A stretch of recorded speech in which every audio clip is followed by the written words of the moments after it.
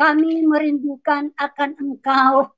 Kami haus akan firman-Mu di dalam kehidupan kami.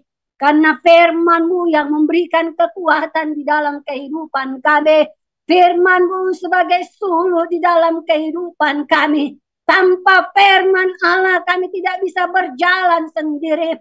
Firman-Mu itu adalah Allah sendiri. Dan di pagi hari ini Tuhan, izinkan Tuhan kami merindukan Engkau Bapa di dalam kehidupan kami. Layakkan hamba-Mu Tuhan yang tidak ada apa-apanya. Tetapi ketika ada urapan Allah, ketika Allah yang mengambil alih kehidupan hamba-Mu, maka bukan hamba-Mu yang berkata-kata, tetapi Allah sendiri yang berkata-kata di atas kehidupan kami. Siaplah kehidupan kami Tuhan untuk membaca kebenaran firman-Mu hanya di dalam nama Yesus. Haleluya. Amin. Bapak Ibu yang kekasih di dalam Tuhan, kita buka firman Tuhan Amsal pasal yang ke-25 ayat yang keempat. Ayatnya yang keempat. Amsal pasal 25 ayat yang keempat berbunyi demikian. Sisihkanlah sama dari perak, maka keluarlah benda yang indah bagi pandai emas. Saya ulang sekali lagi. Sisihkanlah sanga dari perak, maka keluarlah benda yang indah bagi pandai emas. Saudara yang kekasih di dalam Tuhan, sudah jelas kita ya, firman Tuhan saya memberikan judul proses untuk menjadi indah. Ya. Semua manusia pasti memiliki ya menyukai yang namanya itu kata indah-indah. Ya. Gereja kita pun pasti kita membuat seperti indah supaya apa? Enak dipandang. Bangunan gereja kita berusaha bangun sebaik-baiknya saudara. Supaya apa? Kelihatan cantik dan indah. Semua akan ya melakukan hal demikian. Bahkan seorang wanita pun ya mempercantik wajahnya untuk apa? Lebih indah. Ya, lebih indah. Saya yakin dan percaya kita yang ada sebagai hamba-hamba Tuhan di pagi hari ini, kita mau lihat pelayanan yang melayani di gereja kita mau itu indah semua, teratur, cantik. Pasti kita mau. Tidak ada seorang hamba Tuhan gembala yang asal-asalan saja, saudara. Wah, yang penting mereka melayani. Saya pun ketika anak-anak melayani Tuhan di gereja, saya kalau sudah merasakan lihat, waduh sudah salah ini. Aduh, saya sudah mulai ya melihat-lihat, aduh kenapa begini ya. Kalau LCD sudah melakukan kesalahan, saya bilang, aduh, bukan apa, saudara. Kita memberi yang terbaik untuk Tuhan. Nah, kalau kita sekedar melayani, ya, ini yang kita layani Tuhan. Kita memberikan yang terbaik bagi Tuhan. Sedangkan kita mau memberikan yang terbaik bagi orang, apalagi Tuhan. Kalau kita melihat kata indah, menurut KBBI, Kamus Besar Bahasa Indonesia, ya, dia mencatat bahwa indah itu dalam keadaan enak dipandang. Nah, tadi saya jelaskan, kalau seorang pelayan Tuhan, seorang WL Tuhan, kalau dalam melakukan melayani Tuhan tidak enak dipandang, itu tidak indah, saudara. Firman Tuhan katakan indah harus kita. Nah, kata indah di sini juga di dalam saya jelaskan tadi keadaan enak dipandang. Saya kalau sudah salah-salah WL, sudah salah-salah ya LCD, aduh, saya sudah mulai melihat ceritanya. Dan yang kedua, menurut Kamus Besar Bahasa Indonesia, indah itu juga cantik, elok. Kata cantik, kata elok. Boy, cantik sekali ya gerejanya. Wah, indah sekali gerejanya. Karena apa? Kita memberi yang terbaik bagi Tuhan. Nah, kalau kata memperindah, tadi kan kata indah ya. Kalau kata memperindah artinya menjadi lebih indah, menjadi elok, menjadi bagus. Saya yakin dan percaya saya tidak lepas dari kita semua yang ada pada pagi hari ini sebagai gembala atau sebagai pendeta. Ya. Kita mau ya pelayanan itu bagus. Kita mau memperindah, mempercantik kata ibadah kita. Itu pasti. Saya pun demikian. Makanya saya bilang anak-anak harus latihan. Ketika mau jadi WL, latihan. Jangan tiba masa, tiba akal. Ya. Bagus tata ibadah. Bagus gereja. Indah di pemandangan mata manusia. Tidak ada, saya yakin dan percaya kita ada di tempat ini. Ya, sebagai hamba Tuhan mungkin atau sebagai gembala. Kita tidak mau ya, asal melayani. Tidak indah di mata Tuhan. Tidak cantik di mata Tuhan. Tidak elok di mata Tuhan. Dan Tuhan akan mengejut. Kalau di perjanjian baru, kata indah ditulis sebanyak 39 ya, ayat. Jadi totalnya 182. Lumayan juga banyak. Saya akan ambil contoh di perjanjian lama, saudara. Mazmur 133 ayat 1. Nyanyian Siara Daud. Sungguh alangkah baiknya dan indahnya apabila saudara-saudara diam bersama-sama dengan rukun. Ini kata indah akhir. Jadi begitu banyak kata indah yang kalau kita mau baca di dalam Alkitab, ya, sama pembacaan kita juga, kita harus menjadi indah dan harus dibersihkan. Ya, kita baca lagi pembacaan kita. Sisihkanlah sangah dari perak, maka keluarlah benda yang indah bagi pandai besi. Proses untuk menjadi indah ya, dalam pembacaan kita harus mengeluarkan sangah. Sangah itu emas, tidak akan kelihatan indah kita pakai di atas kehidupan kita karena masih ada sangah. Ya. Jadi itu harus dibersihkan. Bui adalah kotoran logam yang dilebur. Perak dan emas harus dibersihkan atau dipisahkan dari sampah-sampah sehingga menjadi indah.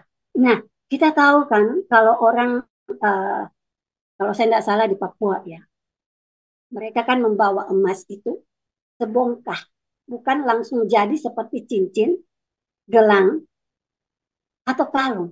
Tidak, saudara. Itu masih dibersihkan, buih-buih itu dibersihkan, sangah itu dikeluarkan.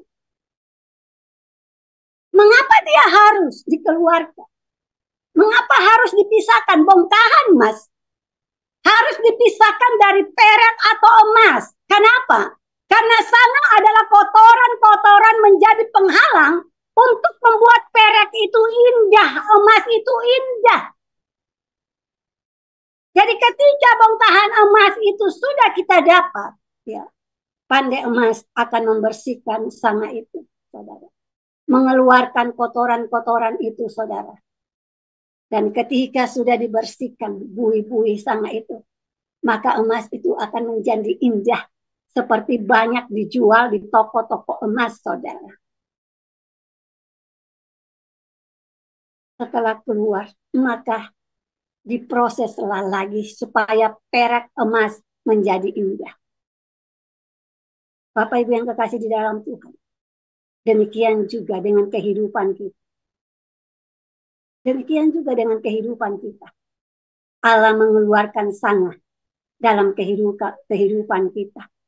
Sangah bicara kotoran-kotoran dosa kita. Sehingga kita susah dibentuk menjadi indah di mata Tuhan. Sering kita menyakiti hati Tuhan. Sering kita tanpa sadar sebagai hamba Tuhan. Ya. Membeda-bedakan jemaat. Ini merupakan kotoran. Pelayanan kita tidak indah kalau kita masih membeda-bedakan jemaat. Kita susah dilebur, susah dikeluarkan dalam hidup kita karena kita tidak mau dibentuk untuk menjadi indah di mata Tuhan. Tanpa kita sadar, terkadang hidup kita penuh dengan sangah. Tanpa sadar, ya, kita melakukan hal yang tidak benar di hadapan kita. Tuhan mengecam orang yang tidak mau dibentuk untuk menjadi indah. Tuhan mengecam orang yang tidak mau dibentuk untuk menjadi indah di pemandangan Tuhan. Dan Tuhan mengecam orang yang hidupnya tidak mau dibersihkan dari dosa.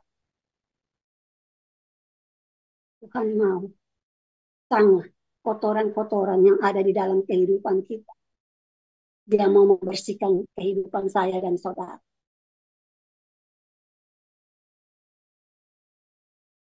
Dan Tuhan mengecam orang yang hidupnya tidak mau dibersihkan dari dosa. Contoh Matius 23 ayat 27.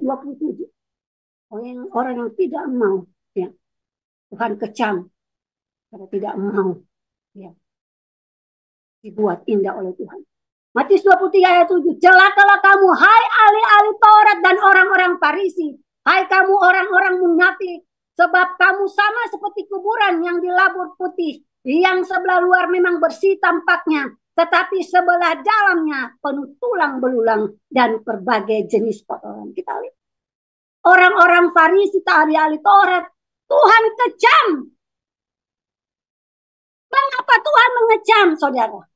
Karena kalau kita lihat bahwa dia rajin ibadah, ya, kita tahu kan ceritanya. Tetapi Tuhan kecam, dia katakan di dalamnya penuh tulang belulang dan berbagai jenis kotoran. Bagaimana dengan kehidupan kita? Apakah di dalam kehidupan kita penuh dengan berbagai kotoran? Tuhan mengecam, saudara. Tuhan mengecam akan hal ini. Tuhan tidak mau. Tuhan tidak mau.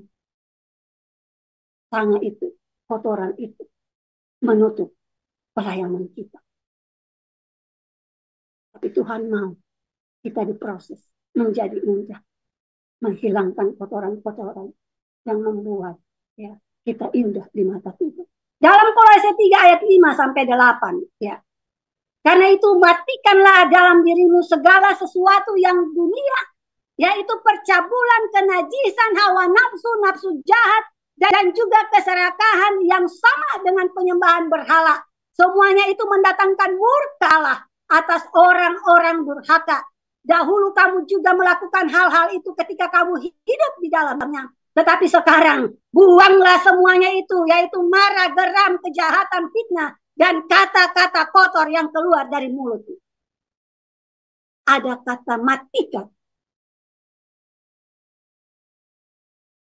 Karena itu matikan dalam dirimu segala sesuatu yang duniawi.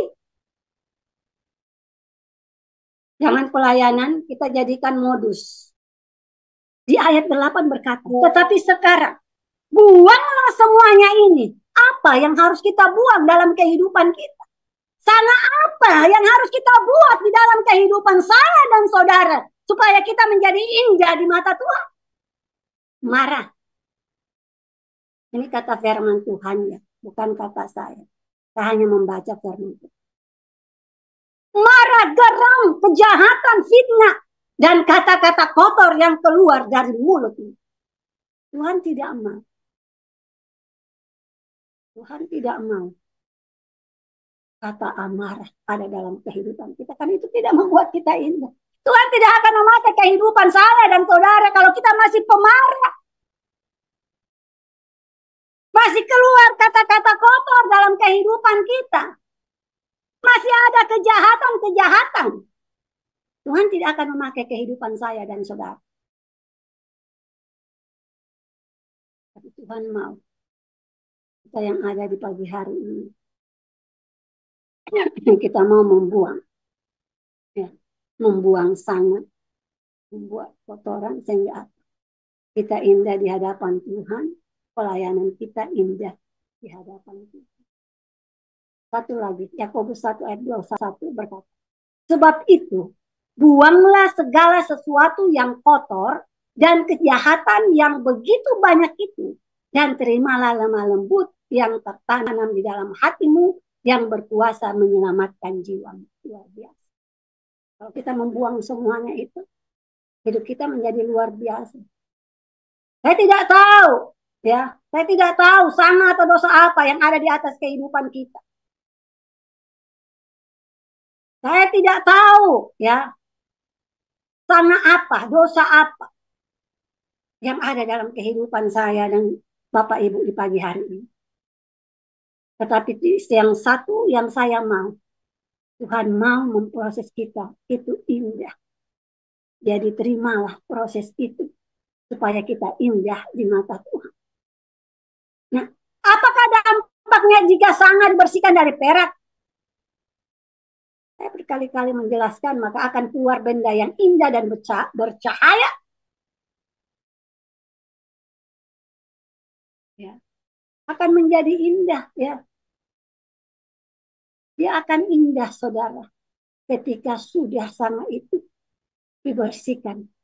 Ya, dibersihkan, saudara. Ketika sama sudah dibersihkan, akan kelihatan indah di mata Tuhan.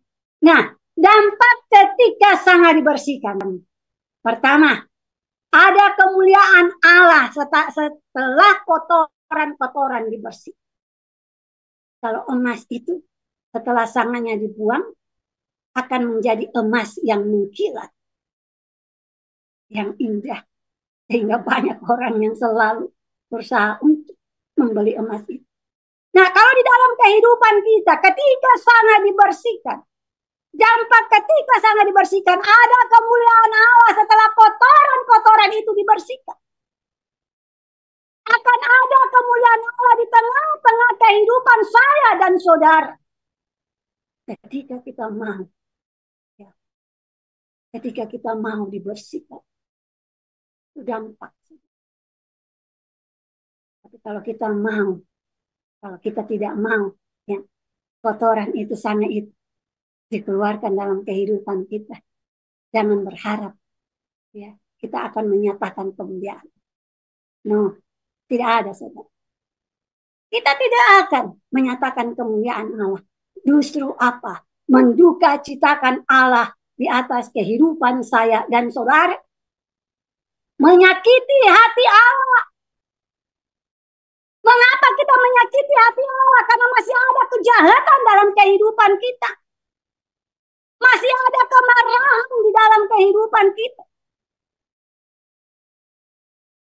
Bagaimana Tuhan mau menyatakan kemuliaannya di tengah-tengah kehidupan saya dan saudara. Ketika kotoran-kotoran itu, ketika sangat itu tidak dibersihkan dari kehidupan kita. Tuhan mau. Tuhan mau. Sebagai hamba-hamba Tuhan. Sebagai pelayan-pelayan Tuhan. Tuhan mau menyatakan kemuliaan di tengah-tengah kehidupan kita pribadi, di tengah kehidupan kita dalam jemaat, di tengah kehidupan kita di dalam bergereja. Karena ketika sana itu dibuang dari kehidupan kita, orang akan berdecak kagum. Luar biasa itu hamba Tuhan. Meskipun disakiti, dia tidak marah. Dia tidak melakukan pembalasan. Nah, inilah yang kita bisa lihat. Ada kemuliaan Allah di atas kehidupan saya dan saudara. Tapi jangan berharap kemuliaan Allah ada di atas kehidupan kita, dalam pelayanan kita, dalam gereja kita. Kalau masih ada sana kotoran-kotoran. Yang kedua dan yang terakhir, saudara. Dampak ketika sangat dibersihkan. Ada kehadiran Tuhan. Ada kehadiran Tuhan. Ketika kotoran itu sudah dibersihkan. Kita merasakan hadirat Allah. Dalam pelayanan kita, kita akan merasakan hadirat Allah, kuasa Allah bekerja. Ketika sangat itu dibersihkan dari kehidupan kita. Kehadiran Allah melambangkan kemuliaan Allah. Kita akan merasakan siang dan malam. Kita bahkan rasakan seperti tiang awan, tiang api menjadi bagian kehidupan kita. Yesaya 64 ayat 8. Tetapi sekarang ya Tuhan, Engkaulah Bapa kami. Kamilah tanah liat dan engkaulah yang membentukkan. Dan kami sekalian adalah buatan tangan. Yesaya berkata, engkaulah Bapa kami, kamilah tanah liat. Engkaulah yang membentuk kehidupan kami. Kalau Tuhan yang membentuk kehidupan saya dan saudara, dan kita mau membuang setiap kotoran-kotoran itu di atas kehidupan saya dan saudara, maka kita akan merasakan hadirat Allah bekerja di atas kehidupan kita. Tetapi jangan berharap, saudara, ketika Tuhan memproses kehidupan kita, kita tidak mau melakukan hal-hal ya yang Tuhan mau di atas kehidupan kita. Tetapi kita terus berkubang di dalam dosa. Saya mau katakan, jangan biarkan sana. Jangan biarkan kotoran-kotoran itu menghinggapi hidup. Izinkan Allah membentuk engkau. Izinkan Allah membentuk kita semua. Memproses kita lebih indah. Menghilangkan kotoran-kotoran yang ada di kehidupan saya dan saya berdoa. Bapa Surgawi, hamba-Mu sudah berhenti Tuhan. Menyatakan kebenaran firman-Mu di atas kehidupan. Kami rindu Engkau memproses kami lebih indah. Kalaupun masih ada kotoran-kotoran di atas kehidupan kami. Kalaupun kasanga itu masih ada di atas kehidupan kami. Kami hanya bisa berkata, bentuk kami supaya lebih indah. Bentuk kami Tuhan supaya kami indah di mata-Mu. Biarlah sanga-sanga kotoran-kotoran yang masih ada di atas kehidupan kami. Saat ini kami minta kekuatan daripada Allah. Kami minta kuasa daripada Allah untuk menghancurkan sanga-sanga itu di dalam kehidupan kami. Bahwa hanya di dalam nama Yesus. Sehingga kami boleh dibentuk menjadi indah di mata pemandangan Allah. Terima kasih Bapa. Ini menjadi doa kami. Kami mengucap syukur di dalam nama Yesus. Haleluya. Amin.